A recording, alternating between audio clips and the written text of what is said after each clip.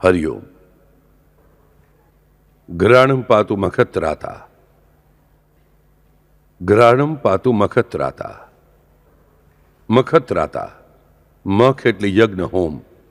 તેનું રક્ષણ કરનાર જે રામ છે, તે યજ્ઞનું રક્ષણ કરનાર રામ, મારા નાકનું રક્ષણ કરો, મારી ઘ્રાણેન્દ્રિયનું રક્ષણ કરો. હવે યજ્ઞનો આ નાક સાથે શું સંબંધ છે? પરંતુ માનવ જીવનનો સૌથી મોટો યજ્ઞ ખરેખર નાક દ્વારા જ કરવામાં આવે છે. આપણી જાણ બહાર જે ક્રિયા ચાલુ છે, અને જે ક્રિયા ચાલુ છે એટલે આપણને સમજાય છે, તે ક્રિયા એટલે શ્વાસોચ્છ્વાસની. અને તે શ્વાસોચ્છ્વાસની ક્રિયા જે નાક દ્વારા ચાલે છે, તે નાકનું રક્ષણ કરવા માટે બુદ્ધકૌશિક ઋષિ યોગ્ય નામનો ઉપયોગ કરે છે કે ગ્રાણમ પાતુ મખત્રાતા. યજ્ઞનું રક્ષણ કરનાર રામ, મારા નાકનું રક્ષણ કરો. કારણ આ નાકની મદદથી જ હું મારા જીવનનો સૌથી મહત્વપૂર્ણ હોમ, યજ્ઞ, સંપાદન કરતો રહું છું. યજ્ઞ કહીએ તો આપણે લાગે છે એક ચોરસ જેવું કંઈ બનાવ્યું છે, ત્યાં ગાયના છાણા રાખ્યા છે, લાકડા રાખ્યા છે, કપૂર રાખ્યું છે, તેમાં ઘી રેડી રહ્યા છે અને કોઈ મંત્ર બોલી રહ્યા છે. આટલી ક્રિયા એટલી યજ્ઞ નથી, આપણે પહેલા સમજવું પડશે. જેમણે ગીતાનો અર્થ ગીતાએ વાંચ્યા છે, તેઓ જાણે છે કે શ્રી કૃષ્ણે યજ્ઞના વિવિધ પ્રકારો સમજાવ્યા છે. સાંઈ ચરિત્રમાં પણ આપણને પંચયજ્ઞ સમજાવવામાં આવ્યા છે. યજ્ઞ એટલે અગ્નિ. અગ્નિને અર્પણ કરવું એટલે યજ્ઞ. તેથી મારા દેહમાં જે અગ્નિ રહે છે, તે અગ્નિને જે હું અર્પણ કરું છું, તે પણ યજ્ઞ છે, આ મારે સમજવું જોઈએ. અને તેથી જ હું જે જમું છું, તે પણ હું યજ્ઞમાં અર્પણ કરું છું, તે આહુતિ જ. કારણ કે મારા પેટમાં જ અગ્નિ છે. હમણાં જ આપણે રુદ્રમાં વાંચ્યું, સાંભળ્યું કે અગ્નિ ક્યાં છે? તો જઠરમાં છે, જઠરાગ્નિ. તો આ જઠરાગ્નિ જે છે, તેને આપણે આહુતિ આપતા રહીએ છીએ. પરંતુ તેનાથી પણ મોટો પ્રમુખ યજ્ઞ ચાલે છે, એટલે મારા શ્વાસોચ્છ્વાસનો યજ્ઞ, મારા નાક દ્વારા ચાલતો યજ્ઞ. અને આ યજ્ઞ જે છે, તે આપણા પ્રયાસ વગર ચાલે છે, આપોઆપ ચાલતો રહે છે. પરંતુ આપણને તે યજ્ઞનું ફળ શું છે તે ખબર નથી. તે યજ્ઞનું ફળ જે દરેકને મળે છે, કૂતરાને મળે છે, ચકલીને મળે છે, માખીને મળે છે, તે જ આપણને પણ મળે છે કે આપણે ઓક્સિજન અંદર લઈએ છીએ અને કાર્બન ડાયોક્સાઇડ બહાર કાઢીએ છીએ. મેક્સિમમ આપણે ચીરૂટ કે સિગરેટ પીતા વખતે ધુમાડો અંદર લઈએ છીએ અને ધુમાડો બહાર કાઢીએ છીએ. તેમ આપણે પ્રાણીઓથી કંઈ અલગ કરતા નથી. તો આ જે યજ્ઞ છે, તેને યજ્ઞ કહેવાનું કારણ શું છે? આ ક્રિયાને યજ્ઞ કહેવાનું કારણ શું છે? અને આનો આપણે કેવી રીતે ઉપયોગ કરવો જોઈએ? તો મહત્વની વાત આપણે ખબર હોવી જોઈએ કે મારા શરીરમાં ચાલતી બે અનૈચ્છિક ક્રિયાઓ કઈ છે કે જેના પર મારું પોતાનું નિયંત્રણ, ઐચ્છિક નિયંત્રણ નથી. એક એટલે હૃદય ક્રિયા, જેની પર મારું જરાય નિયંત્રણ નથી. હું કોઈ નિયંત્રણ રાખી શકતો નથી. હાથથી ખાવું પીવું આ મારી ઐચ્છિક ક્રિયાઓ છે. પેશાબ કરવો, શૌચ કરવું, આ બેસિકલી અનૈચ્છિક હોવા છતાં પણ ઐચ્છિક થયેલી માનવ સ્વભાવને કારણે, સામાજિક વૃત્તિને કારણે ઐચ્છિક બનેલી ક્રિયા છે. હું તેને પૂર્ણપણે કંટ્રોલ કરી શકું છું કેટલીક હદ સુધી. શ્વાસોચ્છ્વાસ આ એકમાત્ર એવી ક્રિયા છે જે અનૈચ્છિક હોવા છતાં પણ હું થોડો ઘણો પણ તેના પર કંટ્રોલ કરી શકું છું. ભાઈ 2 મિનિટ 3 મિનિટ હું નાક દબાવી રાખી શકું છું. તે જ રીતે હું હૃદયને દાબી બંધ કરીને બેસી શકતો નથી. તે મારી કેપેસિટી જ નથી. અને પછી આ જે ક્રિયા છે, આ ક્રિયાનો સંબંધ મારા શરીરના પ્રત્યેક અંગ સાથે છે, પ્રત્યેક કોષ સાથે છે, અને તેથી મારા મન સાથે પણ છે. આપણા મનની ખૂબ નજીકની વાત એટલે શ્વાસોચ્છ્વાસ. આપણને ખબર હોવી જોઈએ.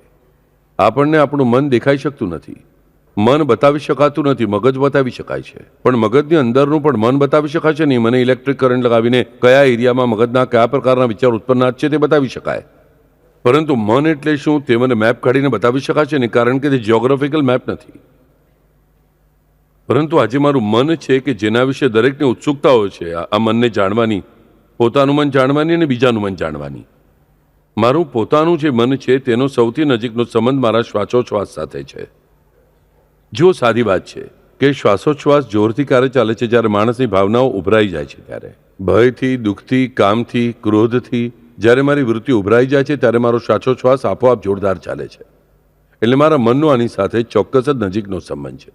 તેવી જ રીતે મારા હૃદયના ધબકારા વધી જાય છે. હૃદય સાથે મારો સંબંધ હોવા છતાં હું કાંઈ કરી શકતો નથી.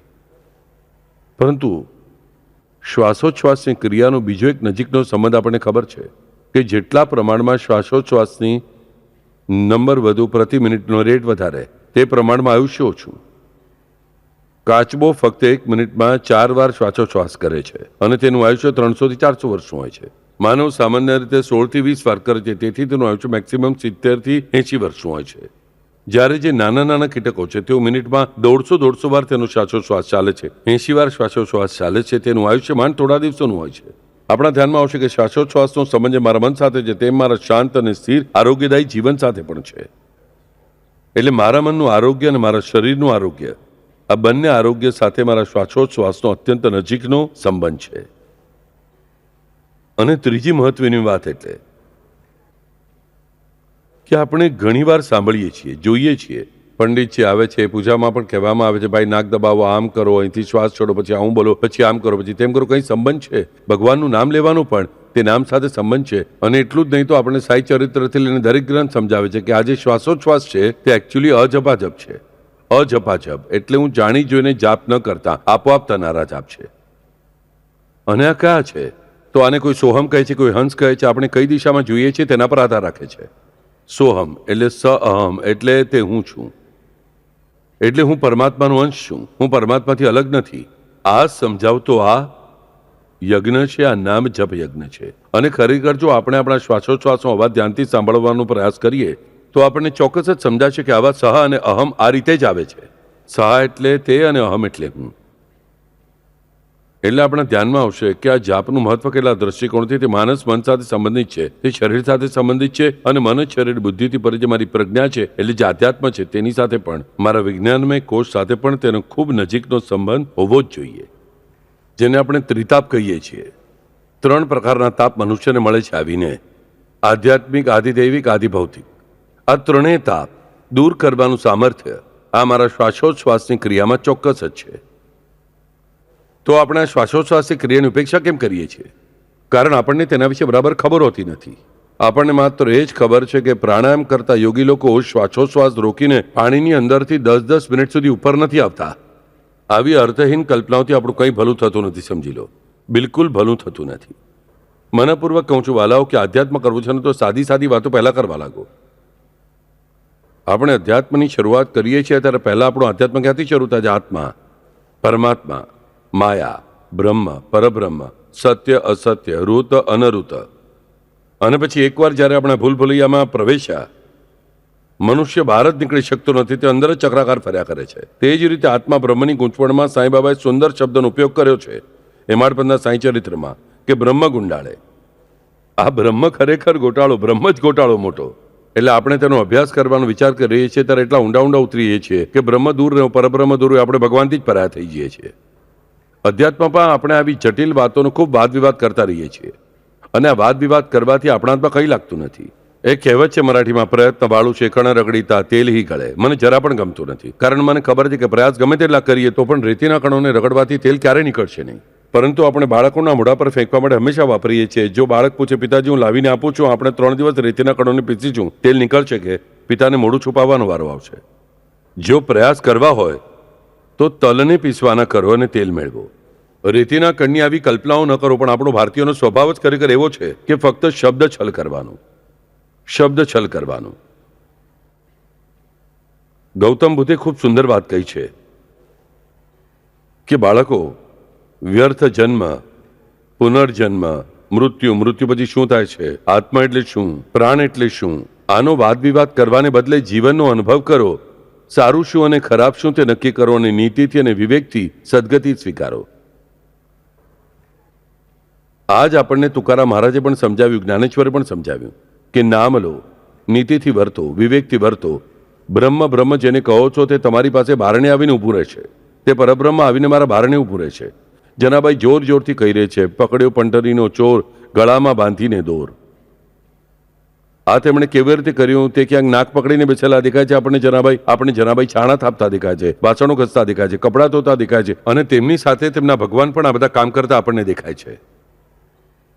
એટલે આપણને સમજાશે કે પરબ્રહ્મ પરબ્રહ્મ કહે છે તે શોધવા માટે આપણે વનબગડામાં ભટકવાની જરૂર નથી, આપણને ભીખ માંગવાની જરૂર નથી, આપણે કોઈ પણ અર્થહીન કામ કરવાની જરૂર નથી. આટલા લોકોએ બ્રહ્મ જે માર્ગથી મેળવ્યું તે માર્ગથી ચોક્કસ આપણને જ મળશે, આજે નહીં તો કાલે ચોક્કસ. પણ શબ્દછળ કરીને અને વાદ વિવાદ કરીને હું મારી શક્તિ વેડફી નાખું છું, વેડફું છું મારી શક્તિને. તેના કરતાં હું પ્રયાસ કરીશ, હું પ્રયત્ન નહીં કરું, હું પ્રયાસ કરીશ. પ્રયત્ન કરવો એટલે ટ્રાય કરવો, પ્રયાસ કરવો એટલે ડુ એફર્ટ, એફર્ટ કરવો, પરિશ્રમ કરવો. આપણે પ્રયત્ન કરતા રહીએ છીએ, પ્રયત્ન હંમેશા હાફ હાર્ટેડ હોય છે, સમજી લો. તેથી પ્રયત્નથી કંઈ જ થતું નથી, પ્રયાસ કરવો જોઈએ. આપણે કહીએ છીએ બાપુ હું પ્રયત્ન કરીને જાઉં છું, તમે કોઈકની પાસે કામ માટે જાઓ છો, તે કહે છે હું પ્રયત્ન કરીને જાઉં છું. હું ભાઈ એટલે સમજવાનું કે આ મારું કામ કરશે નહીં. પોતાના સંબંધમાં પણ તે જ સમજવાનું કે હું પ્રયત્ન કરું છું એમ કહું તો સમજો કે આ થશે નહીં. હું પરિશ્રમ કરું છું એમ કહું ત્યાં સુધી જ વાત બરાબર છે. તો આવી રીતે જ્યારે આપણે આધ્યાત્મ પાછળ પડીએ છીએ ત્યારે આપણે ઘણી ખોટી ધારણાઓ લઈને આગળ જઈએ છીએ. તેથી જ ખરેખર સારું આત્મહત્યા આપણા નસીબમાં નથી આવતું. અને શબ્દભ્રમ જે છે તેમાં આપણે ગૂંચવાતા રહીએ છીએ. શબ્દની મોટી મોટી વાતો આપણે ખબર હોય છે. ઘણા લોકો તમને દેખાશે જુઓ કે જેમને મોટું મોટું નોલેજ હોય છે. નોલેજ એટલે માહિતી હોય છે. આ ગ્રંથ મેં વાંચ્યો તે ગ્રંથ વાંચ્યો, આ છે તે છે. અનુભૂતિ શું છે? શૂન્ય. અનુભૂતિ શૂન્ય. તો આપણે પહેલા પોતાને ઓળખતા શીખવું અને પછી પરમેશ્વરને ઓળખવા પડે છે. આજે આપણને સમજાવે છે તે સાચા ગુરુ હોય છે. તેમના મનમાં કરુણા હોય છે, તેમની પાસે ક્ષમા હોય છે, તેમના મનમાં સમત્વ હોય છે. રાજા હોય કે ભિખારી હોય, બંનેને તે સમાન પ્રેમ કરે છે. પાપી હોય કે પુણ્યવાન હોય, તે સમાન પ્રેમ કરે છે. દરેક માટે જીવ રેડીને પ્રયાસ કરતા રહે છે. તે ગુરુ હોય છે.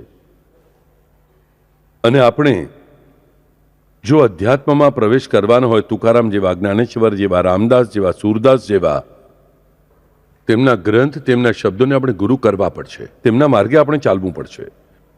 અને તેથી આપણને સમજાશે કે નામ લેતા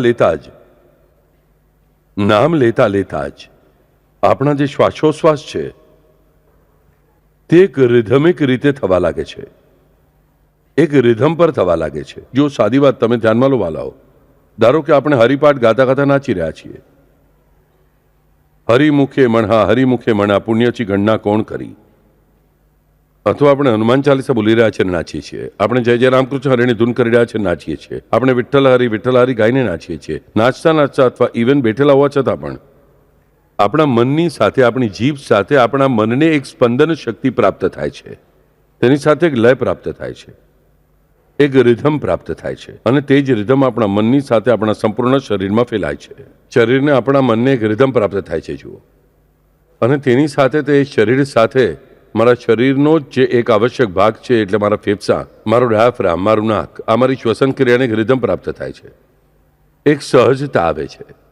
ભલે હું નાચતા થાકી જતો હોઈશ, ખૂબ થાકી જતો હોઈશ, અથવા હું બેઠો હોઈશ તો પણ મને જાણ થશે. તો આપોઆપ આ ધૂન કરતી વખતે, જાપ કરતી વખતે, જો આપણે ઓમ કૃપા સિંધુચિર સાઈનાથાય નમઃ જ્યારે 108 વાર બોલીએ છીએ અને જ્યારે હું મેક્સિમમ મારા પ્રયાસપૂર્વક તે સાંઈબાબાની છબી તરફ જોવાનો પ્રયાસ કરું છું, મારું મગજ શાંત રાખવાનો પ્રયાસ કરું છું, હું સારા વિચારો કરવાનો પ્રયાસ કરું છું, ત્યારે મારા શ્વાસને સુંદર લય પ્રાપ્ત થાય છે, એક સુંદર રિધમ પ્રાપ્ત થાય છે. ગીતની જેમ એક રિધમ હોય છે, એક લય હોય છે, એક ધૂન હોય છે, તેવી જ રીતે મારા શ્વાસોશ્વાસ પણ એક ગાયન છે, આ પણ સામ છે. તેથી શ્વાસોશ્વાસને સામ કહેવામાં આવ્યું છે. અગસ્ત્ય કહે છે કે શ્વાસોશ્વાસ એ જ સાચો સામ છે. સામવેદનું સામેલ બીજું કંઈ નથી. આ શ્વાસોશ્વાસના જે રિધમ છે તે જ સામ છે. તેનું એક વૈજ્ઞાનિક કારણ પણ આપણે સમજવું જોઈએ કે આપણે ગાઈએ છીએ એટલે આપણે બોલીએ છીએ, અને આપણે બોલીએ ગાઈએ છીએ જેના કારણે તો શ્વાસોશ્વાસને કારણે જ. શ્વાસોશ્વાસની ક્રિયાનું મોડિફાઈડ સ્વરૂપ એટલે બોલવું આપણે સમજવું જોઈએ. આપણે બોલીએ કેવી રીતે બોલીએ છીએ તો આપણે અંદર લીધેલી હવા જે છે તે બહાર કાઢીએ છીએ. તે બહાર કાઢતી વખતે જે સ્પંદનો થાય છે તે લેરિંગ્સમાં, તે સ્પંદનો કેવી રીતે કરવા તે આપણે આપોઆપ શીખીએ છીએ અને તેથી આપણે બોલતા શીખીએ. એટલે બોલવાની ક્રિયા મૂળભૂત રીતે શું છે તો શ્વાસોશ્વાસની જ ક્રિયા. હું નામ જપ કરું છું, ધૂન કરું છું, પ્રાર્થના કરું છું, સ્તોત્ર બોલું છું, એટલે જ હું શ્વાસોશ્વાસની ક્રિયાનો જ વધુ સારો વિશેષ ઉપયોગ કરું છું. આ મારે સમજવું જોઈએ. એટલે મને સમજાશે કે મારી ભક્તિમાં શ્વાસોશ્વાસનું મહત્વ કેટલું છે. તેથી હું જ્યારે નામધૂન કરું છું, નામ સ્મરણ કરું છું, તે મનમાં ને મનમાં પણ મેં કર્યું તો પણ તેનો સંબંધ મારા શ્વાસોશ્વાસ સાથે રહેવાને કારણે આપમેળે મારો શ્વાસોશ્વાસ એ પ્રાણાયામ તરફ જવા જ લાગે છે. અનુલોમ વિલોમ પ્રાણાયામ મને લાગે છે ત્યાં ડેસલવા પર હતા ત્યારે મેં શીખવ્યું છે 98 વર્ષમાં, જે તમને યાદ હશે. કોઈ કરતું નથી મને ખબર છે. સપ્તમ ઓમકાર વગેરે બધું મેં શીખવ્યું હતું. કુંભક એટલે શું, રેચક એટલે શું, બધી ક્રિયાઓ શીખવી હતી. જૂના લોકો પાસે નોટ્સ હશે તેમને કાઢીને જોવી અને વાંચવી. નવા લોકોને બતાવવામાં કોઈ વાંધો નથી.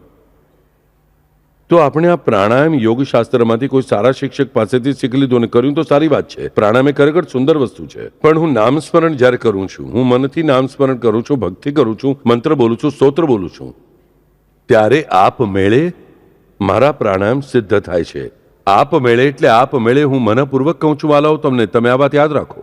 હું ઘણા લોકોને કહું છું 108 વાર ઘોર કષ્ટોધરણ બોલો. જે સ્પીડથી બોલે છે ને, બાપ રે. અને તમને કહું, અક્ષરશઃ 5 શ્લોક તેમના 15-20 સેકન્ડમાં બોલાઈ ગયા છે. અને એટલા જોરથી બોલે છે કે ઘોર કષ્ટોધરણમાં ઘો. અને એથી શ્રીમદ પરમહંસ વાસુદેવાનંદ સરસ્વતી ભેગા થયેલા મળે છે ઘણી વાર. એટલું ઝડપથી ફટફટ ફટફટ બોલવાનું, આમ બોલીને કંઈ ફાયદો નથી. 108 સંખ્યાને કોઈ પૂછે નહીં, સમજી લો. હું તમને કહું છું વાલાઓ, હું એકદમ મનપૂર્વક કહું છું. સંસ્કૃત ઉચ્ચાર ખોટા થવા દો, હું ધ્યાન રાખવા બેઠો છું અહીં. પણ સ્પષ્ટપણે બોલો, શાંતિથી બોલો. આપણે રખડતા ઢોર છૂટેલા હોય તેમ ગામમાં એક બળદ છોડેલો હોય છે ને, તેમ આપણું બોલવાનું શરૂ થાય છે. કેટલું ઝડપથી હું સમાપ્ત કરું એવો મારો વિચાર હોય છે. આનાથી તમને કંઈ પણ મળતું નથી, કારણ કે 108 સંખ્યામાં ચોક્કસ કંઈક છે. હું તમને વારંવાર કહું છું 108 સંખ્યા શા માટે પસંદ કરવામાં આવી, કારણ કે 108 મારા દરેક માનવના શરીરમાં શક્તિ કેન્દ્રો છે. તેના દ્વારા જ મારા શરીરનું કાર્ય ચાલે છે. તેથી આપણે 108 વાર રામસ્મરણ કરીએ છીએ, અથવા 54 વાર, 27 વાર. મેં જે કંઈ મને કહ્યું હશે, પણ તે કરતી વખતે મને ખબર હોવી જોઈએ વાલાઓ કે નંબર યોગ્ય રીતે પૂરી કરવા જરૂરી જ છે, અને તેનાથી વધારે યોગ્ય બોલવું જરૂરી છે. તે શાંત ચિત્તથી બોલવું જરૂરી છે વાલાઓ. પણ આપણે આ જ બરાબર કરતા નથી. આપણે એટલા ઉતાવળે બોલીએ છીએ કે મન અશાંત થઈ જાય છે. આપણે ઉલટું શાંત થવાને બદલે, હું સ્તોત્ર બોલું છું, મંત્ર બોલું છું, તેથી મારું મન શાંત થવું જોઈએ, તે શાંત થવાને બદલે બધું અશાંત થાય છે. અને તેથી શું થાય છે વાલાઓ કે મારો શ્વાસોશ્વાસ જે પ્રાણાયામ તરફ ઝૂકવો જોઈએ તે ઉલટો અસ્થમા તરફ ઝૂકવા લાગે છે. આવી મારી પરિસ્થિતિ થાય છે. આને ભક્તિ કહેવાતી નથી, આને પરમેશ્વરની ઉપાસના કહેવાતી નથી. આ મારે સમજવું જોઈએ. હું શાંતિથી કહીશ, ભાઈ 108 વાર ઘોર કષ્ટોધરણ બોલવાનું છે. એક બેઠકમાં મારાથી બોલી શકાતું નથી, વાંધો નથી. હું 27 4 વાર બોલીશ. હું 36 3 વાર બોલીશ એક દિવસમાં, પણ હું શાંત ચિત્તથી બોલીશ. મારી પાસે બધી વાતો માટે સમય છે, પણ ભગવાન માટે નહીં. આવી જે ગાડી છૂટે છે ને, અને હું લોકોની વાત સાંભળું છું, મારું ઘોર કષ્ટોધરણ 108 વાર સવા કલાકમાં થાય છે. શા માટે ઉતાવળ છે? આ ઉતાવળથી કંઈ મળતું નથી. કારણ કહું છું વાલાઓ, સ્તોત્ર બોલવાથી, નામ સ્મરણ કરવાથી જે કંઈ લાભ થવાનો હોય છે તે સંખ્યા પૂરી કરવાથી થતો નથી. આ વાત પહેલા સમજી લો. હું જે મંત્ર બોલું છું, જે સ્તોત્ર બોલું છું, જે નામ સ્મરણ કરું છું, તેના જે સ્પંદનો, કંપન મારા મનની અંદર, મારા શરીરમાં ફેલાય છે, અને મારા શરીરની આસપાસ રહેલા મારા ઓરામાં ફેલાય છે. તે કામ કરે છે રિપેરિંગનું. સમજી લો. તે સ્પંદન જ જો બરાબર લેવામાં ન આવ્યા તો વિચાર કરો, ડૉક્ટરે તમને ઘૂંટણ પર લગાવવા માટે દવા આપી અને તમે પી ગયા તો શું થશે? પીવાની દવા ઘૂંટણ પર લગાવી તો શું થશે? સારું થશે કે નહીં થાય? આવી જ રીતે મારે સમજવું જોઈએ કે આજે મારી ટ્રીટમેન્ટ છે, નામ સ્મરણની મારા સમગ્ર જીવનની ટ્રીટમેન્ટ છે, તે મારે બરાબર લેવી જોઈએ. પાગલની જેમ વર્તીને મને તેનાથી કોઈ લાભ થવાનો નથી. સમજી લો. તેથી ભોળો ભાવ જ મારી સૌથી વધુ મદદ કરે છે. હું તમને મનપૂર્વક કહું છું વાલાઓ, મેં એક માણસ જોયો છે કે જે હંમેશા એક જગ્યાએ બેસીને જાપ કરતો હતો. હું હંમેશા સાંભળતો હતો, શું જાપ કરી રહ્યો છે? તુક્લમ મકલમ કાય, એવા મને શબ્દો સંભળાતા હતા. તુક્લમ મકલ કાય, આ શું કહી રહ્યો છે? બિલકુલ આંખો બંધ કરીને ખૂબ જ શાંતિથી જાપ કરતો હતો. મારી સાથે એક બીજો વ્યક્તિ હતો. તે વ્યક્તિને બધું જિજ્ઞાસા હતી, આ શું જાપ કરે છે, શું જાપ કરે છે? મને ક્યારે તે વ્યક્તિ દેખાતી હતી. એક દિવસ તે બીજી જે વ્યક્તિથી જાપ ન કરનાર મારી પાસે દોડીને આવીને કહેવા લાગી, અરે અનિરુદ્ધ, તને કહું, આ વ્યક્તિને ગણપતિ પ્રસન્ન થયા છે. મેં પોતે જોયું. મેં કહું, કેવી રીતે ભાઈ? કંઈ ખબર નથી કેવો જાપ કરે છે. કંઈક તાંત્રિક મંત્ર છે. તુક્લમ મકલમ કાય એટલે હંમેશાનો મંત્ર તો ચોક્કસ નથી. મેં કહું, આપણે બરાબર સાંભળીએ, તેને જોરથી બોલવાનું કહીએ. તેણે જોરથી કહું ત્યારે સમજાયું કે વક્રતુંડ મહાકાય. જીભ વળતી નથી, અશિક્ષિત છે. વક્રતુંડ મહાકાયનો ઉચ્ચાર થઈ રહ્યો હતો, તુક્લમ મકલમ કાય. અને તેને ગણપતિ પ્રસન્ન થયા. આપણે સમજવું જોઈએ. વક્રતુંડ મહાકાયને તુક્લમ મકલમ કાય કયા પછી પણ તેના માટે વિઘ્નેશ્વર જે છે તે વિઘ્નનાશક જ બન્યા, વિઘ્ન કરનારા બન્યા નહીં. આપણે સમજવું જોઈએ.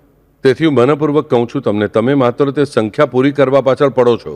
હું કેટલાકને જોઉં છું, સાંઈ ચરિત્ર એક દિવસમાં પૂરું કરે છે. અરે શું પથરા ફાયદો થવાનો છે? તમને તેનો કંઈ ફાયદો થવાનો નથી. કારણ કે તેના સ્પંદનો જો મારે બરાબર મેળવવા હોય તો મારે તે બરાબર શાંતિથી વાંચવું પડશે. મને ખબર છે 16-17માં અધ્યાયમાં આપણને કંઈ જ સમજાતું નથી. ઉલટું ત્યારે બગાસ આવે છે, ઊંઘ આવે છે, ડર લાગે છે, બાપરે આ કેટલું મોટું છે. વાંધો નહીં, હું પ્રેમથી વાંચીશ. કેમ? આ મારા સાંઈ બાબાના મુખેથી નીકળેલા બધા ઉદ્ગારો છે, તેથી ભલે મને તેમાંથી એક પણ અર્થ સમજાતો ન હોય તો પણ આ 16 અને 17મો અધ્યાય એટલે મારા બાબાએ ડાયરેક્ટલી ઉચ્ચારેલા શબ્દો છે. તે મેં મારા મુખમાંથી ફરીથી ઉચ્ચાર્યા તો પણ તે મારા માટે પુણ્યપ્રદ છે. બસ મારું કામ પૂરું. આપણને ગોપીનાથ શાસ્ત્રી પાસેની કથા ખબર છે કે તેઓ જીવનભર કયો મંત્ર બોલ્યા હતા? તો આતા તરી ખૂણ પટલીના. કેટલા મોટા મહાન પંડિત હતા, પણ તેમણે બીજો કોઈ મંત્ર સ્વીકાર્યો નહીં. સાંઈબાબાએ જે પહેલા શબ્દો ઉચ્ચાર્યા તે જ તેમણે મંત્ર તરીકે સ્વીકાર્યા. આપણે સમજવું જોઈએ કે સાંઈ ચરિત્ર વાંચવાની ઉતાવળમાં 7 દિવસનું પારાયણ કરું છું. મને તેની સંખ્યા યાદ રહેતી નથી કે ભાઈ અમુક દિવસે 7, અમુક દિવસે 8 અધ્યાય, અમુક દિવસે 6 અધ્યાય. અરે ભાઈ, આપણે નોકરી કરતા માણસો છે, આપણો બિઝનેસ છે, આપણી દુકાન છે, આપણી ઓફિસ છે. રજા છે તે દિવસે 12 વાંચો, કોઈક દિવસે 6 જ થયા તો ચિંતા કરશો નહીં, પણ શાંત ચિત્તથી વાંચો, મનથી વાંચો. દરેક વાત સમજવાનો પ્રયાસ કરો. ન સમજાય તો છોડીને આગળ વધો. ખોટા વાદ વિવાદ કરવા બેસવાનું નથી. તેથી કહું છું, તમને જે લાભ થવાનો છે આ વાંચનનો, પઠનનો, મંત્ર પઠનનો, નામધૂનનો, તે શેનાથી થાય છે? તો જ્યારે મારું ચિત્ત જેટલું શાંત કરું છું, મારું મન શાંત કરું છું, તેમાં તલ્લીન થામ છું, તેટલા જ પ્રમાણમાં મને તેનો લાભ થાય છે. જેમ તેમ પતાવી દેવાથી લાભ થતો નથી. આ સમજવું જોઈએ. આપણે સત્યનારાયણની પૂજા રાખીએ છીએ. પંડિત આવે છે, પુરોહિત આવે છે, તેઓ કથા કહે છે, તે સાધુ વાણિયાની તે જ વાત આપણે વારંવાર સાંભળતા રહીએ છીએ. આપણું ધ્યાન ત્યાં હોતું નથી. આપણને તો કેટલા માણસ આવ્યા છે, અરે બોસ આવ્યા, બાપરે તેના પગે લાગવું પડશે, એટલે સત્યનારાયણ પેલા બોસને પગે લાગવાની આપણી તૈયારી છે. આપણને તેનાથી શું ફાયદો થવાનો છે મને કહો? આવી વાતો કરવાથી કંઈ ફાયદો થવાનો નથી. આ પહેલા યાદ રાખો. તેથી જ્યારે હું નામધૂન કરું છું, હું મંત્ર પઠન કરું છું, સ્તોત્ર પઠન કરું છું, ચરિત્ર પઠન કરું છું, ત્યારે હું શાંતિથી કરું છું. તેનાથી ઉત્પન્ન થતા સ્પંદનોને કારણે મારા શ્વાસોશ્વાસનો લય જે છે તે પ્રાણાયામ માટે અનુકૂળ બને છે અને સહજ પ્રાણાયામ થવા લાગે છે. અને જ્યારે આ સહજ પ્રાણાયામ શરૂ થાય છે, તે સહજ પ્રાણાયામને કારણે આપમેળે જ મારા ત્રિતાપોનું હરણ થાય છે. આધ્યાત્મિક, આધિભૌતિક અને આધિદૈવિક. એટલે શારીરિક વ્યાધિ, દૈવી વ્યાધિ અથવા દૈવી મુશ્કેલીઓ, શારીરિક મુશ્કેલીઓ અને પ્રાકૃતિક એટલે નૈસર્ગિક મુશ્કેલીઓ, આ ત્રણેય પ્રકારની મારી મુશ્કેલીઓ દૂર કરવાનું કામ આ મારા સહજ પ્રાણાયામ કરે છે. મારે આ સહજ પ્રાણાયામ કરવા માટે મારા શરીરને પરવાનગી આપવી જોઈએ. મારે તેના માટે કંઈ કરવાનું નથી. મારે શ્વાસ રોકવાનો નથી, છોડવાનો નથી, કંઈ જ કરવાનું નથી. મારે ફક્ત શાંત ચિત્તથી તે પ્રભુનું નામ સ્મરણ કરવાનું છે. અથવા નામસ્મરણ ચાલુ હશે તો તે સાંભળવાનું છે, શ્રવણ કરવાનું છે. જો શાંતિથી જ્યારે સાંભળું છું ને ત્યારે મારા મનમાં તે તાલ તૈયાર થાય છે. જુઓ સાદી વાત છે. જો સંપૂર્ણ દિવસભર મારા ઘરમાં જો મોટેથી લાઉડસ્પીકર કોઈ લગાવ્યું હશે તો આખો દિવસ કંટાળો આવે છે કે નહીં મને કહો? સવારે ઉઠતાની સાથે જે ગીત આપણે સાંભળીએ છીએ તે ગીત આખો દિવસ મનમાં સતત ગૂંજતું રહે છે કે નહીં? ગૂંજતું રહે છે. એ સતત તે જ ફરીનો ગાતો રહું છું કે નહીં? એટલે આનો અર્થ ક્યાંક આ બધી વાતોનો એકબીજા સાથે સંબંધ છે. જુઓ, આપણે કહીએ છીએ કે પોપટ બોલતા શીખે છે. પોપટને કંઈ માણસ જેવી બોલવાની કેપેસિટી નથી, ફક્ત એને અનુકરણ કરતા આવડે છે. તે શબ્દનો અર્થ નથી જાણતો, પણ જે શબ્દ તે વારંવાર સાંભળે છે તે શબ્દ આપોઆપ તે ઉચ્ચારવા લાગે છે. જે ઘરમાં માતા અને પિતા દરરોજ મ અને ભ પરથી ગાળો આપે છે, તે બાળકોને શીખવવું પડે છે કે શાળામાં જઈને મ અને ભ પરથી ગાળો કેમ આપવી. તે બાળકો આપોઆપ શીખે છે. તે આપોઆપ થતી વાત છે. મારે તે જ રીતે સમજવું જોઈએ કે આ જે શ્રવણ છે તે શ્રવણમાંથી હું આપમેળે શું બોલવાનું શીખું છું. જન્મથી જ મૂંગો કોઈ પણ હોતું નથી, યાદ રાખો. જે જન્મથી મૂંગા છે તે મૂળભૂત રીતે જન્મથી બહેરા હોય છે બિચારા, તેથી તેઓ મૂંગા થઈ જાય છે. ભક્તિમાં પણ મારે સમજવું જોઈએ કે ભક્તિ માર્ગમાં હું મૂંગો શા માટે છું? તો હું ભક્તિ માર્ગમાં બહેરો છું. તેથી જે ભક્તિ માર્ગમાં બહેરો છે ને તે જ ભક્તિ માર્ગમાં મૂંગો થાય છે. મારી ભક્તિ ઓછી ક્યારે પડે છે? જ્યારે મારી શ્રવણ ભક્તિ ઓછી થાય છે ત્યારે જ. તેથી પહેલા આપણે નવદા ભક્તિમાંથી પહેલી ભક્તિ કઈ છે? તો શ્રવણ ભક્તિ. પહેલા નામ સાંભળતા શીખો. હરિગુરુ કથા સંકીર્તન સાંભળતા શીખો. આપણે બરાબર સાંભળવું જોઈએ, પણ આપણને પોતાને જ બોલવાની ઈચ્છા વધુ હોય છે, પણ સાંભળતા પણ શીખો. પછી સાંભળવા માટે આપણે આ પ્રવચનમાં જઈએ, પેલા પ્રવચનમાં જઈએ નહીં. બાળકો, જો શક્ય હોય તો જરૂર જજો, પણ 100 જગ્યાએ ફરતા રહેવામાં કોઈ હેતુ નથી. તેના કરતાં હું જે કંઈ ગ્રંથ એક જ લઈશ, મને સમજાશે તે હું વાંચીશ. મારા બદલે એક દિવસ મારી પત્ની વાંચશે તે દિવસે હું સાંભળીશ, હું વાંચીશ તે દિવસે પત્ની સાંભળશે, બાળકો સાંભળશે, બાળકો વાંચશે ત્યારે અમે સાંભળશું. આપણે બધા મળીને એક સાથે બોલશું અને પછી તેમાંથી અમે સ્પંદન શક્તિ પ્રાપ્ત કરીશું અને સહજ પ્રાણાયામ પ્રાપ્ત કરીશું. અને આજે સહજ પ્રાણાયામ જે છે ને તે સહજ પ્રાણાયામને જ યજ્ઞ માનવામાં આવ્યો છે. ફક્ત શ્વાસોચ્છ્વાસને નહીં. ફક્ત શ્વાસોચ્છ્વાસ આ ફક્ત અગ્નિ છે. જેમ આપણે સગડી સળગાવીએ છીએ અને હોમ કરીએ છીએ તેમાં ફરક છે. સગડી એટલે હોમ છે કે નહીં? સગડીમાં પણ લાકડા છે. સગડીમાં પણ આપણે કપૂર નાખીશું, ઘી પણ નાખીશું, તેલ પણ નાખીશું, પણ તે સગડી છે. સગડી અને હોમમાં જે ફરક છે ને બાળકો, સગડી અને યજ્ઞમાં જે ફરક છે તે જ ફરક મારા હંમેશાના શ્વાસોચ્છ્વાસ અને સહજ પ્રાણાયામની વચ્ચે છે. સહજ પ્રાણાયામ એટલે મારા હંમેશાના શ્વાસોચ્છ્વાસ આપમેળે હું ભક્તિમાં તલ્લીન થવાને કારણે જ્યારે તે સહજ પ્રાણાયામ તરફ ઝૂકવા લાગે છે તેને જ યજ્ઞ માનવામાં આવે છે. તેથી હંમેશા શું કહ્યું છે કે જ્ઞાન માર્ગ, યોગ માર્ગ, કર્મ માર્ગ અને ભક્તિ માર્ગમાં ભક્તિ માર્ગ સહેલો, કારણ કે તેમાં પતનનો ભય નથી. યોગ માર્ગમાં ક્રિયા મારે પોતે જ કરવી પડે છે. હું એક નાકનું છિદ્ર બંધ કરું, શ્વાસ અંદર લેવાનો, મારું પૂર્ણ ધ્યાન તે શ્વાસ પર જ કેન્દ્રિત કરવાનું આપણને કોઈ કહે છે. શ્વાસ અંદર કેવી રીતે છે તે જુઓ. અરે અંદર કેવી રીતે જાય છે કંઈ ખબર પડશે મને?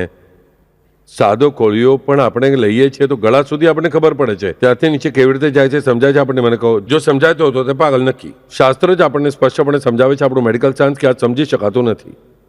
વધુમાં વધુ જેને ભાઈ અલ્સર થાય છે, પેટમાં દુખાવો છે, તેને પેટમાં કાંઈ પછી બળતરા થાય તો સમજાય કે મેં તીખું કહ્યું, બાકી કંઈ સમજાતું નથી. તો મને શ્વાસ શું સમજાય છે અંદર ક્યાં જાય છે તે? એકવાર શ્વાસ હું તમને કહું છું વાલાઓ, તમારા નાકમાંથી ફેરિંગ્સ નામના અંગમાંથી અંદર થઈને ગયો કે તે અંદર કેવી રીતે ચાલી રહ્યો છે તે કોઈના બાપને પણ ખબર પડશે નહીં.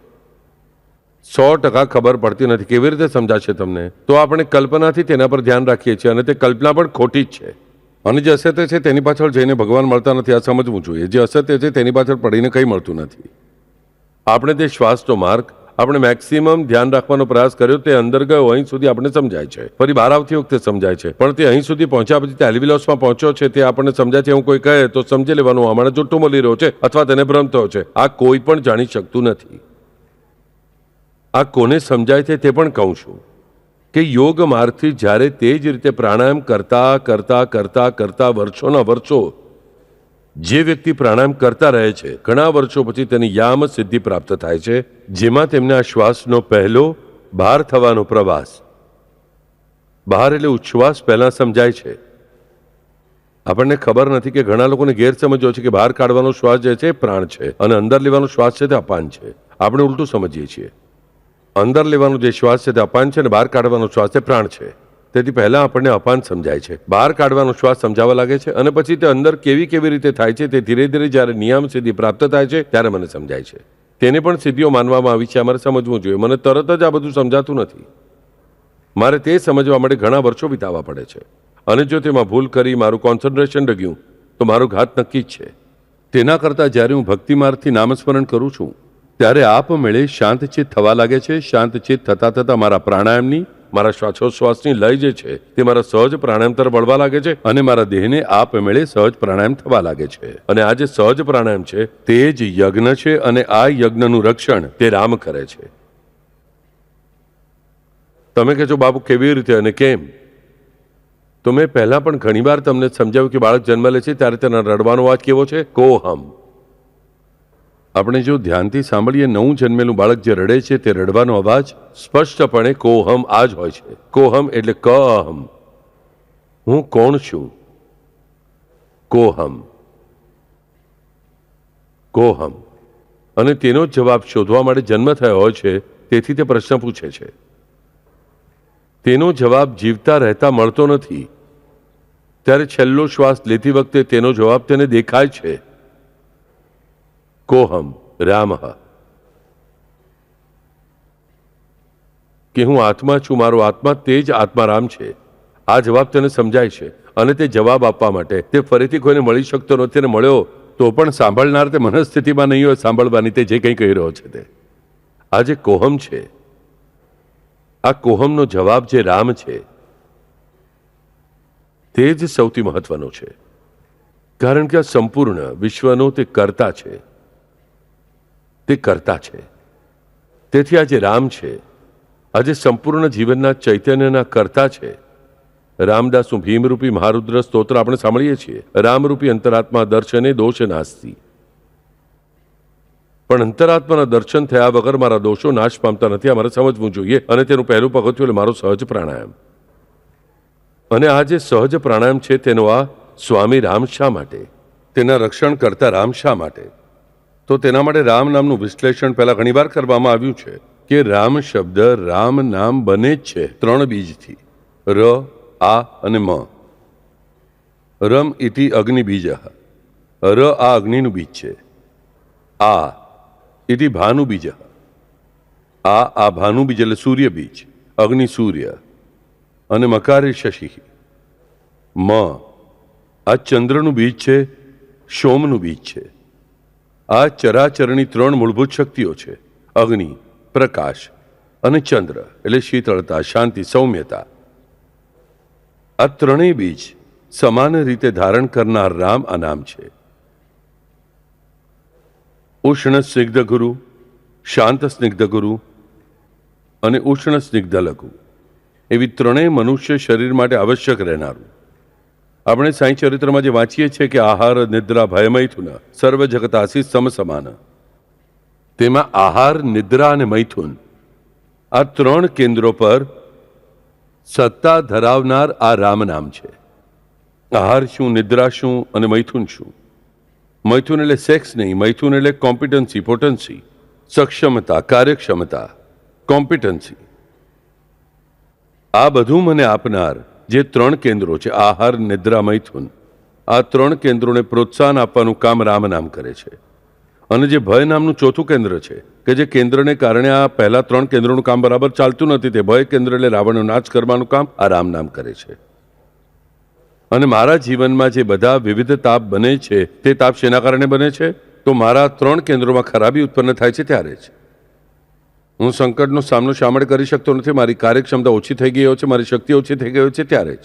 એટલે મને એ સમજાય છે કે રામ નામ જે છે તે મારા દેહમાં કાર્યરત રહેલા ત્રણ મુખ્ય માનસિક કેન્દ્રોનું સંચાલન કરે છે, તેમને પ્રોત્સાહન આપે છે, તેમનો વિકાસ ઉચિત દિશામાં કરાવે છે.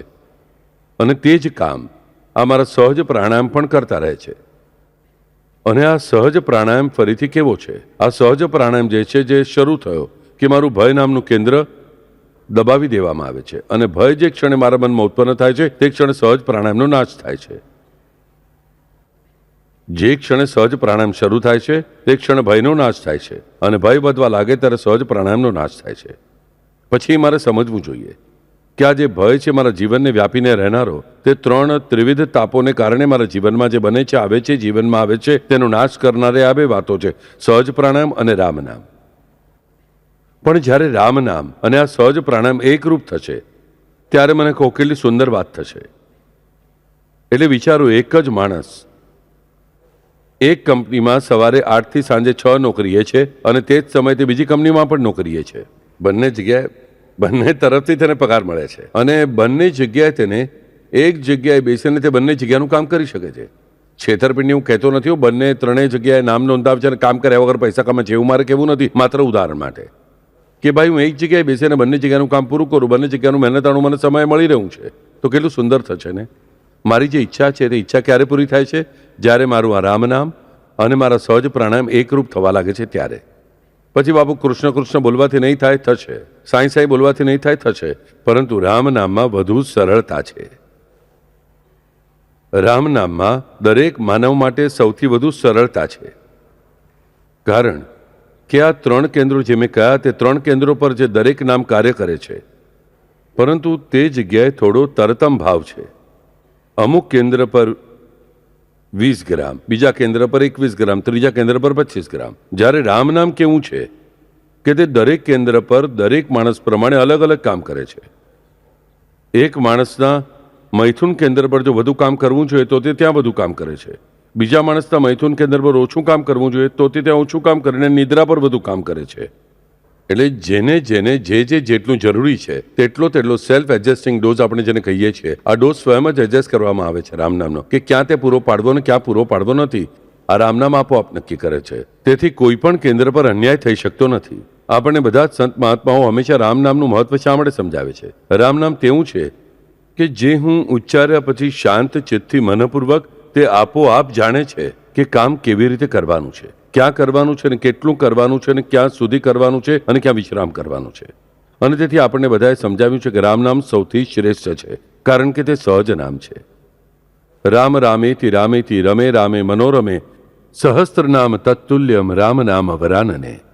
કે વિષ્ણુના સહસ્ત્ર નામ છે, પણ તે સહસ્ત્ર નામોની તોલે માત્ર એક જ નામ છે, અને તે નામ એટલે રામ નામ. સાક્ષાત શિવશંકર પોતાની ઉમાને પત્નીને કહી રહ્યા છે, કારણ કે રામ નામ આ સહજ નામ છે. બધા નામોમાં સહજ નામ ફક્ત બે જ છે, એક રામ નામ અને બીજું ગુરુ નામ. મારા ગુરુનું નામ અને રામ નામ, આ બે જ નામ ફક્ત એવા છે કે જે સહજ છે. તે જ જાણે છે કે મારા મગજના કયા ભાગ પર કામ કરવાનું છે, કયા ભાગ પર કામ કરવાનું નથી, મારા માટે યોગ્ય શું છે અને મારા માટે અયોગ્ય શું છે. કૃષ્ણ નામ મારું બિલકુલ નુકસાન કરશે નહીં, સમજી લો. તે પણ સુંદર જ છે. સાંઈ નામ લીધું, કૃષ્ણ નામ લીધું, બીજા કોઈ 10 નામ લીધા, ગણપતિનું નામ લીધું, તો પણ તે મારા દેહમાં સારું જ કામ કરવાનું છે. પરંતુ રામ નામ, આ સાદી આંગળીઓને વેઢે ગણવા જેવી વાત છે. આપણે હાથની આંગળીઓ પર ગણવાને શું કહીએ છીએ? અરે, તેની પાસે શું હાથની આંગળીઓના વેઢે ગણવા જેટલી જ વાતો છે? એટલે થોડો આ અર્થે ઉપયોગ કરીએ છીએ, પણ હું અલગ અર્થે આ શબ્દનો ઉપયોગ કરું છું. હાથની આંગળી પર ગણવા જેવું એટલે સહજ અને સુલભ. જો હવે ગણવાની કઈ કઈ પદ્ધતિઓ છે? એક એટલે હાથની આંગળીઓ પર ગણવું. આપણે કહીએ છીએ ને ભાઈ 1 2 3 4 ભાઈ. કોણ કોણ આવ્યું હતું અહીં? આ સુભાષ આવ્યો, દત્તાત્રેય આવ્યો, નીતિન આવ્યો, આ આવ્યો, પેલો આવ્યો, આપણે ગણીએ છીએ. તો હવે મોટી સંખ્યા ગણવાની હોય તો આપણે કાઉન્ટર લઈને બેસીએ છીએ હાલમાં, બરાબર? તેના કરતાં વધુ ગણવાનું તો આપણે લોગરિધમ ટેબલ્સનો ઉપયોગ કરવો પડશે, અથવા આપણે કેલ્ક્યુલેટર વાપરવું પડશે, અથવા કમ્પ્યુટર વાપરવું પડશે, બરાબર? અથવા આપણે વધારે માણસોને કામે રાખવા પડશે. તો ગણવાની સૌથી સહેલી વાત કઈ? તો હાથની આંગળીઓ પર ગણવું. આ આપણા માટે ગણવાની સૌથી સહેલી વાત છે. રામ આ નામ કેવું છે વાલાઓ? રામ આ નામ બહુ સહેલું છે. બાકીના નામ થોડા અઘરા ગણિત છે. એટલે કેવી રીતે? 1 + 1 + 1 + 1. સાદો માણસ કહે છે ભાઈ કેટલા છે? ઊભા રહો, 1 2 3 4 4 છે. જુઓ, બાળકો પણ શાળામાં પહેલી વાર ગણિત કઈ રીતે શીખે છે? ગોપાલ પાસે 2 કેરીઓ હતી, પછી તેની માતાએ તેને 3 કેરીઓ આપી, તો કુલ કેટલી થઈ? 2. 1 2 3 4 5. આમ આપણે બધા શીખીએ છીએ કે નહીં? મને કહો. આ 5નું ગણિત છે. પણ 25 + 75 તેને થોડો સમય લાગે છે શીખવા માટે. 25 × 75 વધુ અઘરું છે. જવાબ મોટો પણ સમય લાગે છે. તે પછી 25² સ્ક્વેર, પછી 25³ પછી કેલ્ક્યુલસ, પછી સ્ટેટિસ્ટિક્સ, પછી એલ્જેબ્રા, પછી જ્યોમેટ્રી, વધતું જ જાય છે બધું. આ બધું અઘરું ગણિત છે, પણ અઘરું ગણિત પણ આવશ્યક હોય છે. પરંતુ બધા પહેલા જેને આંગળીઓના વેઢા પર ગણતા આવડતું નથી તેને આગળનું ગણિત આવડશે જ નહીં, સમજી લો. રામ નામ મનપૂર્વક કહું છું વાલાઓ, દરેક માનવ માટે અત્યંત જરૂરી છે, કારણ કે તે સૌથી સહેલું ગણિત છે. હું બધા વિદ્યાર્થીઓને હંમેશા કહું છું, બાળકો પરીક્ષા આપતી વખતે સૌથી મોટો મુખ્ય મંત્ર શું છે સક્સેસનો? સહેલા પ્રશ્નનો જવાબ પહેલા લખો, પછી અઘરા પ્રશ્નોને હાથ લગાવો. ઘણા વિદ્યાર્થીઓ ત્યાં જ ગૂંચવાઈ જાય છે. પેપર જુએ છે, અઘરા પ્રશ્નો જોઈને તેમને હાથ પગ ધ્રુજવા લાગે છે. ગભરાશો નહીં. જે આવડે છે તે પહેલા ઉકેલવા લાગો, જે સહેલું છે તે પહેલા સોલ્વ કરવો. અને આ નિયમ મારે આધ્યાત્મમાં પણ ઉપયોગમાં લેવો જોઈએ કે સહેલો પ્રશ્ન હું પહેલા સોલ્વ કરીશ, સહેલી વાત હું પહેલા કરીશ. રામ નામ સૌથી સહેલું છે, કારણ કે તે સહજ નામ છે, તેથી હું તે પહેલા શીખીશ. રામ કૃષ્ણ હરિ બોલીશ, રામ રક્ષા બોલીશ, જે કંઈ બોલવાનું છે તે બોલીશ. તે બોલતા બોલતા મારાથી આપમેળે સહજ પ્રાણાયામ થવા લાગશે. અને જેટલા પ્રમાણમાં સહજ પ્રાણાયામ થવા લાગશે તેટલા પ્રમાણમાં રામ નામ વધુ શક્તિ ધારણ કરશે. હવે અહીં આપણા મનમાં ફરીથી પ્રશ્ન ઊભો થઈ શકે છે કે બાપુ, આ અહીં સુધી અમને સમજાયું કે સહજ પ્રાણાયામ એટલે જ યજ્ઞ. રામ નામમાં ર, આ અને મ આ 3 બીજ છે. અગ્નિ બીજ છે, પ્રકાશ બીજ છે, અને ભાનુ બીજ. ભાનુ એટલે સૂર્ય, અને મકાર એટલે ચંદ્ર બીજ છે, સોમ બીજ છે, શાંત બીજ છે. તે અમારા 3 કેન્દ્રોને શક્તિ પૂરી પાડે છે, સમાન રીતે પૂરી પાડે છે, યોગ્ય માત્રામાં પૂરા પાડે છે. પણ બાપુ, અમારું કોન્સન્ટ્રેશન ન થતું હોય તો પછી અમારાથી યજ્ઞ થઈ શકશે કે? તેના માટે જ તમને હું કહું છું વાલાઓ, આપણે સામાન્ય માણસો છીએ, આપણે અધ્યાત્મમાં પહોંચેલા કંઈ જ નથી એમ માનીને હું હંમેશા તમને જે કહું છું બ્રહ્મ મુહૂર્તનું મહત્વ, કે આપણે કમસે કમ મહિનામાં 1 વાર તો બ્રહ્મ મુહૂર્તમાં ઉઠીને ઉપાસના કરવી જ જોઈએ. કારણ કે બ્રહ્મ મુહૂર્તમાં ઉઠીને જ્યારે ઉપાસના કરું છું ત્યારે આપ મેળે સૌથી મહત્વની વાત શું થાય છે? મેં પહેલા પણ તમને 2-3 વાર સમજાવ્યું છે કે બીજા દિવસે હું જે જાપ કરું છું તેના માટે 3 વાતો બને છે. મારી બીજા દિવસની ભક્તિ માટે મહિનામાં હું 1 વાર પણ બ્રહ્મ મુહૂર્તમાં ઉઠીને બરાબર શાંતિથી ઉપાસના કરવાના પ્રયાસ કરીશ તો મારા બીજા બાકીના 29 દિવસોમાં શું થાય છે? અધ્યાત્મ માટે 3 વાતો બને છે. પહેલી વાત એટલે કે હું જે જાપ કરું છું, ધૂન કરું છું, તેમાં મારું મન વધુમાં વધુ એકાગ્ર થવાની શરૂઆત થાય છે. તે શક્તિ મને તે બ્રહ્મ મુહૂર્તમાં કરેલી ઉપાસનાને કારણે પ્રાપ્ત થાય છે. આ પહેલી વાત. કે હું બીજા દિવસે જ્યારે ઉપાસના કરું છું તેમાં હું વધારે તન્મય થવા લાગુ છું, મારું એકાગ્રચિત થવા લાગે છે, મારું ધ્યાન વધુ પ્રમાણમાં લાગે છે, હું એકાગ્રચિત થવા લાગુ છું. બીજી વાત એટલે બ્રહ્મ મુહૂર્તમાં ઉઠવાને કારણે અને તે સમયે કરેલી ઉપાસનાને કારણે બીજી વાત એટલે કે બ્રહ્મ મુહૂર્તમાં સહજ પ્રાણાયામ આપોઆપ થાય છે. જે લોકો મેડિકલ સાયન્સમાં છે તેમને ખબર છે ઊંઘના 2 પ્રકાર છે, REM સ્લીપ અને NREM sleep, rapid eye movement sleep and non rapid eye movement sleep. તે મુજબ આપણા બ્રેનના આલેખમાં EEGમાં ફરક પડે છે. અને બ્રહ્મ મુહૂર્તનો જે સમય છે તે સમયમાં દરેક માનવનું મગજ, આ મારા એટલે દરેક માનવના શરીરના પિટ્યુટરી ગ્લેન્ડમાંથી સિક્રેશન બને છે, હોર્મોન્સ બને છે.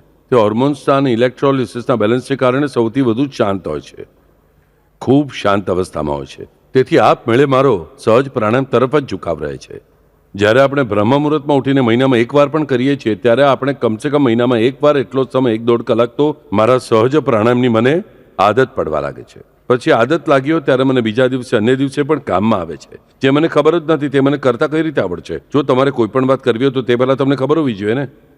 પ્રેક્ટિસ જોઈએ. પછી હું એ પ્રેક્ટિસ કેવી રીતે કરીશ? તો બ્રહ્મ મુહૂર્તમાં જ્યારે હું ઉઠું છું અને ઉપાસના કરું છું બ્રહ્મ મુહૂર્તમાં, હું ગમે તેટલો પાપી હોઉં, ગમે તેટલો પુણ્યવાન હોઉં, સહજ પ્રાણાયામની મારી અવસ્થા ઓલમોસ્ટ હોય જ હોય છે. કોઈની 50% હશે, કોઈની 100% હશે, પણ ઓછામાં ઓછી 50% આપણી દરેકની હોય જ છે. તેથી તે સમયે કરેલી ઉપાસના મને આપમેળે આદત લગાવે છે. આ સહજ પ્રાણાયામની આદત મારા શરીરને અને મનને લાગે છે.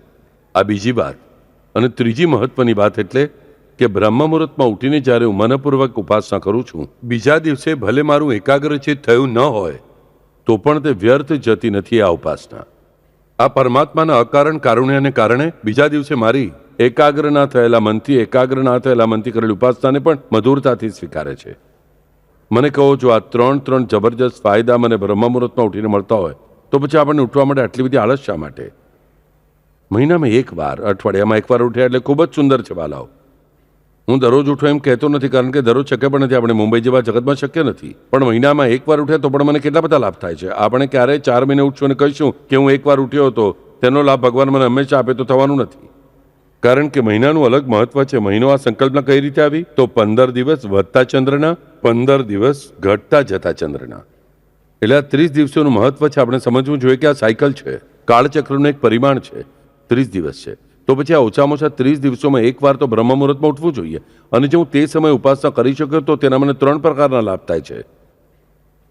અને બ્રહ્મ મુહૂર્તમાં જ યાદ રાખો, ફરીથી કહી રહ્યો છું, હવે હું જે રામ નામનો સંબંધ છે તે શું? તો મને ખબર હોવી જોઈએ કે બ્રહ્મ મુહૂર્તમાં આ સંપૂર્ણ મુહૂર્ત ભર દરેકના દેહમાં રહેલા જો આત્મારામ રૂપી ચૈતન્ય છે તે રામ જાગૃત અવસ્થામાં હોય છે.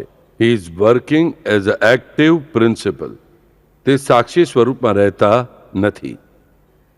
આપણે બ્રહ્મ મુહૂર્તનું મહત્વ જાણતા નથી અને કંઈક ફાલતુ વાતો બબડતા રહીએ છીએ. આપણે બરાબર સમજાવવું જોઈએ કે બ્રહ્મ મુહૂર્તના સમયે આ જે અંતરાત્મા છે તે સાક્ષી રૂપે ન રહેતા એ ચેતન સ્વરૂપમાં આપણી સત્પ્રવૃત્તિઓને પ્રેરણા આપવા માટે કાર્યરત થયા હોય છે. પણ તે સમયે આપણે હંમેશા સૂતેલા હોઈએ છીએ. એટલે એ કાર્યરત અને આપણે સૂતેલા. જો હું દરરોજ ઉઠું, જેમને સરળતાથી શક્ય છે, ભાઈ પેન્શન લઉં છું, હાલમાં વોલન્ટરી રિટાયરમેન્ટ હોય છે, હું રાત્રે વહેલો સૂઈશ અને સવારે બ્રહ્મ મુહૂર્તમાં ઉઠીને કરીશ, જીવનનું સોનું થઈ જશે અને દરરોજ તમને રામ મળશે. મહિનામાં એકવાર તો ધ્યાનમાં રાખો, તે સમયે તે આત્મા રામરૂપી ચૈતન્ય મારા શરીરમાંનું એક્ટિવ પ્રિન્સિપલ તરીકે કાર્ય કરતું હોય છે, ઇનએક્ટિવ પ્રિન્સિપલ તરીકે નહીં. અને તેથી આ રામ મખતરાતા છે. તો મેં શું કહ્યું કે માત્ર શ્વાસોચ્છ્વાસ એટલે યજ્ઞ નથી, મખ નથી. મખ એટલે હોમ યજ્ઞ. માત્ર શ્વાસોચ્છ્વાસ એટલે મખ અથવા યજ્ઞ નથી. તો આ મારા સહજ પ્રાણાયામ જે છે તે જ યજ્ઞ છે. સહજ પ્રાણાયામ થાય છે રામ નામને કારણે.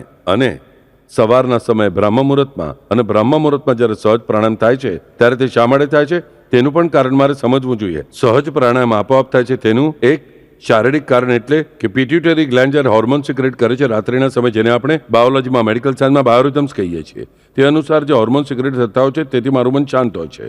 પણ તેના કરતાં પણ વધુ મહત્વનું કારણ મને ખબર હોવી જોઈએ કે બ્રહ્મ મુહૂર્તમાં પહેલા 1.5 કલાકમાં મારા દેહમાં રહેનારા આત્મારામ એક્ટિવ પ્રિન્સિપલ તરીકે કાર્યરત હોય છે, મને આપવા માટે આતુર થયા હોય છે. અન્ય સમયે તે સાક્ષી સ્વરૂપમાં મારી પાસે રહે છે. જેટલા પ્રમાણમાં મારી ભક્તિ વધુ તે પ્રમાણમાં તેનું અસ્તિત્વ, એક્ટિવનેસ પણ વધતી જાય છે. હું કહું છું કે પરમાત્મા ક્યાં ક્યાં નથી? પાપીઓમાં પણ છે, પણ તે પાપીઓમાં હંમેશા સાક્ષી સ્વરૂપમાં હોય છે. જ્યારે પુણ્યવાનોમાં તે હંમેશા એક્ટિવ પ્રિન્સિપલ તરીકે હોય છે, ચેતન તત્વ રૂપે હોય છે, કાર્યરત રહે છે. હું જેટલા પ્રમાણમાં નીતિથી, ભક્તિથી આચરણ કરું છું તેટલા પ્રમાણમાં રામ માત્ર બ્રહ્મ મુહૂર્તના 1.5 કલાક નહીં, પરંતુ તે વધારે સમય એક્ટિવ રહે છે. બ્રહ્મ મુહૂર્તમાં મુંબઈના સમય પ્રમાણે 3:20 પછીનો 1.5 કલાક મને ખબર હોવી જોઈએ કમસે કમ. આ રામ દરેકના હૃદયમાં એક્ટિવ ચેતન રૂપે કામ કરે છે અને તે આપવા માટે સિદ્ધ છે. મારે માત્ર લેવા માટે ઉઠીને બેસવું જોઈએ. ના થાક્યો હું ઉઠીને બેસવામાં, આટલી જ મારાથી થઈ સેવા. આપણે સમજવું જોઈએ, ઉઠીને બેસવા થાક્યો નહીં એટલે આજે હું રાત્રે સૂતો હું છું તે ઉઠીને બેસવા માટે હું થાક્યો નહીં. હું બ્રહ્મ મુહૂર્તમાં ઉઠ્યો, હું બ્રહ્મ મુહૂર્તમાં જાગૃત રહ્યો, તેથી તે રામ મારા હૃદયમાં જાગૃત રહ્યા. આવો આ સંબંધ છે, ધ્યાનમાં રાખો આ રામનો, આ રામ નામનો, આ સહજ પ્રાણાયામ સાથે, તેથી મારા જીવનમાં ઓરની ચાલનારા આ હોમ સાથે. આજે આપણે આ બધું સાંભળ્યું. રામરક્ષા બોલતા આપણે ચોક્કસ કહીશું મખત્રાતા. મખત્રાતા કોણ છે તે પહેલાં જ ખબર હોવી જોઈએ. ઘ્રાણમ પાતું મખત્રાતા. નાકનું રક્ષણ કરો એટલે આ નાકનું નહીં, પણ જે મારા શ્વાસોચ્છ્વાસની ક્રિયા છે, જે મારા સહજ પ્રાણાયામ છે, તેનું રક્ષણ આ મખત્રાતા બનીને કરતા જ રહે છે. તેથી તે રામ છે. તે રામ છે તેથી તે મખત્રાતા છે, અને તે મખત્રાતા છે તેથી મારે મખ કરતા બનવું જોઈએ. તે મખત્રાતા છે તેથી મારે મખ કરતા બનવું જોઈએ. મારે રામ નામ લેવું જોઈએ. જો હું પ્રાણાયામ શીખી રહ્યો હોઉં તો હું ચોક્કસ અનુલોમ વિલોમ પ્રાણાયામ શીખીશ. મારે બ્રહ્મ મુહૂર્તમાં ઉઠવું જ જોઈએ, ગમે ત્યારે મહિનામાં એક વાર તો. આ સમયે મારે જાપ બરાબર કરવા જોઈએ. એટલે મને સમજાશે કે તે રામ કેવી રીતે મારા જીવનમાં માત્ર પ્રવેશ જ કરતા નથી, પરંતુ વધારે ને વધારે વધતા પણ જાય છે. જે હકથી 1.5 કલાક મારા છે તેને મેં જીવનમાં કેટલી વાર પ્રાપ્ત કર્યા કહો? હકથી. તમે ગમે તેટલા પાપી હો તો પણ બ્રહ્મ મુહૂર્તમાં 1.5 કલાકમાં એક્ટિવ છે જ. મારી ઉંમર આજ દિન સુધી 60 વર્ષ, 70 વર્ષ, 50 વર્ષ, 40 વર્ષની હોય. કેટલી વાર હું બ્રહ્મ મુહૂર્તમાં ઉઠ્યો ભગવાનના જાપ કરવા માટે, માત્ર ભગવાનના જાપ કરવા માટે, મારું સંકટ દૂર કરવા માટે નહીં. દાદા કહે છે ને આપણને 108 વાર જાપ કરો, એટલે આપણે વહેલા ઉઠીને કરશું, પણ તે મારા પ્રશ્નનો ઉકેલ માટે છે. તેનાથી મને લાભ થશે પણ પૂર્ણપણે નહીં થાય. જ્યારે હું માત્ર ભગવાન માટે જાપ કરું છું તેને મેળવવા માટે, તો મને ખબર છે કે તે મને વધારે લાભકારક છે. આવા બ્રહ્મ મુહૂર્તમાં આપણે ઉઠીશું, કારણ કે તે રામ મુહૂર્ત છે. રામ મુહૂર્ત છે. રામ પ્રહર અલગ અને રામ મુહૂર્ત અલગ. રામ પ્રહર એટલે બ્રહ્મ મુહૂર્તનો 1.5 કલાક. આપણે સમજવું જોઈએ. બ્રહ્મ મુહૂર્ત એકંદરે 2.5 કલાકનું હોય છે. તેમાંથી પહેલો 1.5 કલાક આ રામ પ્રહર છે. પહેલો 1.5 કલાક આ રામ પ્રહર છે. તે રામ ઘટિકા છે. આ રામ મુહૂર્ત છે. તો આપણા માટે પહેલો જે 1.5 કલાક છે, 2.5 કલાક તો છે જ. પહેલા 1.5 કલાકમાં તે પૂર્ણપણે કાર્યરત છે. તો પછીના 1 કલાકમાં હું તેમના સ્પંદનો એકચ્યુઅલી પ્રાપ્ત કરી શકું છું. એટલે 3:20 પછી 2.5 કલાકમાં મારી ઉપાસના ફલિત થઈ શકે છે. પહેલા 1.5 કલાકમાં મને વધારે ને વધારે લાભ થાય છે. આ મારે સમજવું જોઈએ. એટલે કેવી રીતે તમે કહીશું બાપુ ફરક શું? તો પહેલા 1.5 કલાકમાં સૂર્ય પણ દેખાઈ રહ્યો છે અને પ્રકાશ પણ છે. તો પછીનો 1 કલાક કેવો છે? સૂર્ય દેખાતો નથી પણ પ્રકાશ છે. આવો આપણો સાંજનો સમય હોય છે. જુઓ, સૂર્ય આત્મિક હોય છે પણ અંધારું થઈ ગયું હોય છે પૂર્ણપણે ના. પ્રકાશ હોય છે થોડો. એટલે સૂર્ય દેખાતો નથી પણ પ્રકાશ છે. આ પરિસ્થિતિ. એટલે પછીનો 1 કલાક. પણ તે પછી તો સંપૂર્ણ અંધારું જ અંધારું. 2.5 કલાક પછી, કારણ કે રામ એક્ટિવ પ્રિન્સિપલ તરીકે કાર્યરત નથી, તો સાક્ષી સ્વરૂપમાં છે. પરંતુ આપણા જીવનમાં જ્યારે તે એક્ટિવ બને છે ત્યારે આપણે હંમેશા સૂતેલા હોઈએ છીએ. આટલી ઉંમરમાં આપણે ક્યારેય ઉઠતા હોતા નથી અને આપણને કોઈ આ સમજાવતું પણ નથી. આપણે આવું કરવાનું નથી. આપણને આ રામ જોઈએ, આ બ્રહ્મ મુહૂર્ત જોઈએ, આ રામનું નામ જોઈએ, આ રામ મુહૂર્ત જોઈએ, આ સહજ પ્રાણાયામ જોઈએ અને આ મખત્રાતા પણ જોઈએ. અને જો આ બધું જોઈતું હોય તો તે મખ એટલે યજ્ઞ પણ અવશ્ય જ જોઈએ. હરિઓમ.